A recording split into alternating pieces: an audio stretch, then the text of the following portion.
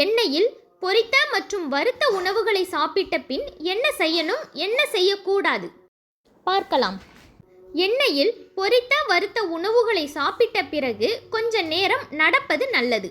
நடைப்பயிற்சி செய்தால் ஜீரணம் எளிதாகும். அசிடிட்டி போன்ற பிரச்சனைகளை தவிர்க்கலாம்.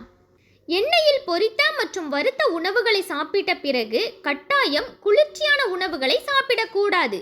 இது செரிமான அமைப்பில் தேவையற்ற அழுத்தத்தை உண்டாக்கி அசௌகரியத்தை ஏற்படுத்தலாம்.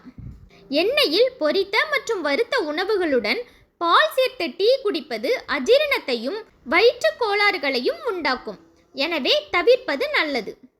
நார்ச்சத்துக்கள் நிறைந்த உணவுகளை சாப்பிடுவது ஜீரண மண்டலத்துக்கு மிக நல்லது.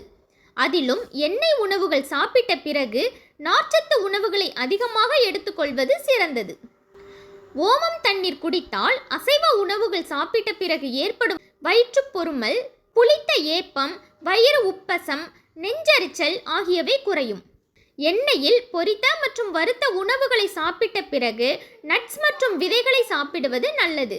இதில் உள்ள நல்ல கொழுப்பு அமிலங்கள் மற்றும் புரதங்கள் எண்ணெய் உணவு கொழுப்பு கழிவுகளை வெளியேற்ற உதவி செய்யும்.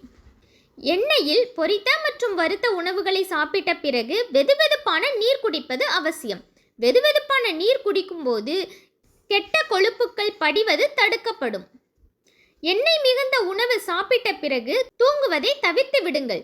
உணவு உண்ட பிறகு தூங்கினால் கொழுப்பு உடலில் படிந்து அதனால் பல்வேறு விதமான உடல்நல பிரச்சனைகள் ஏற்படலாம்.